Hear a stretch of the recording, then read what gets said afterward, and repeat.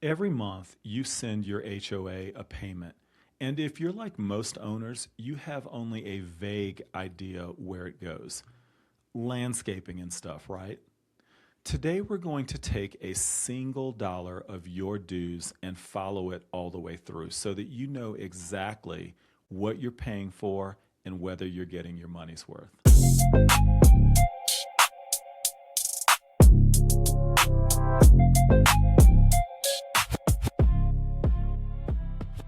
Let's start with the big picture.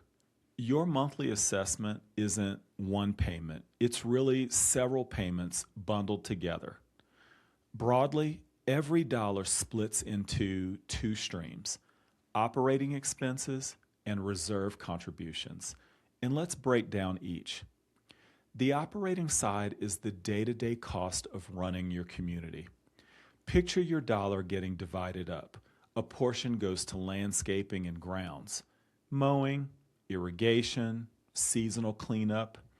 Another slice that covers utilities for common areas, water for irrigation, electricity for lighting and gates, trash service in many communities. Then there's insurance, and this one is growing really fast.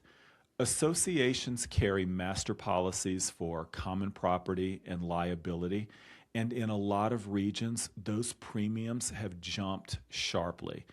It's not unusual for insurance to be one of the largest line items in the entire budget. Next, there's management. If your HOA hires a professional management company, part of your dues pays that contract.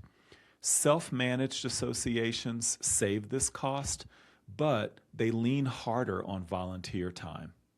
Add in accounting, legal, and administrative costs, the unglamorous stuff that keeps the association compliant and functioning.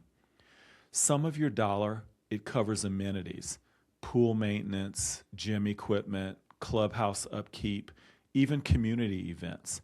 And a portion goes to repairs and maintenance, the things that come up during the year, the stuff that breaks and needs fixing now. Now, here's the part that most owners overlook. After all those operating costs, a healthy association sets money aside into the reserve fund.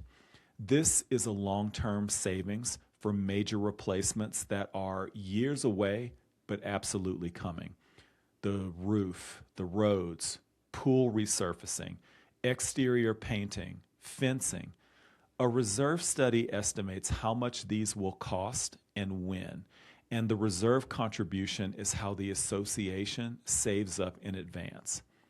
Now, why does this matter to your dollar?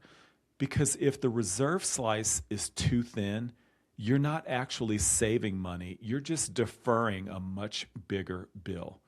When that roof needs replacing or the pool needs resurfacing and the reserves are not there, the association issues a special assessment and every owner gets a surprise invoice. So a well-funded reserve is not a luxury. It's financial shock absorption.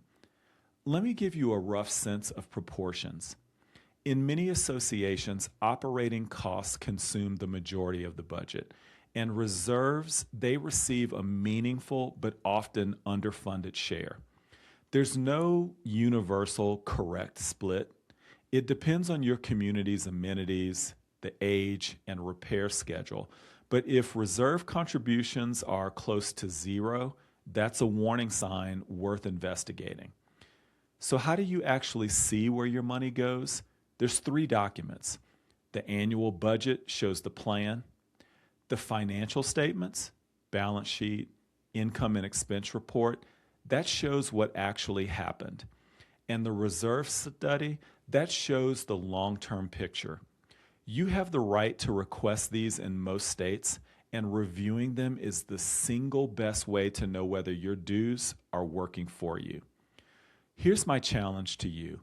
Pull your association's most recent budget this week. Find the reserve contribution line. Ask yourself, is that a serious number or an afterthought? That one question tells you a lot about your community's financial health. If you want help reading those documents, I've got videos on exactly that linked at the end. If you're on a board that's trying to build a smarter funding plan, that is what I do at Aligned Impact. Links are in the description. Subscribe for more, and I'll see you in the next video.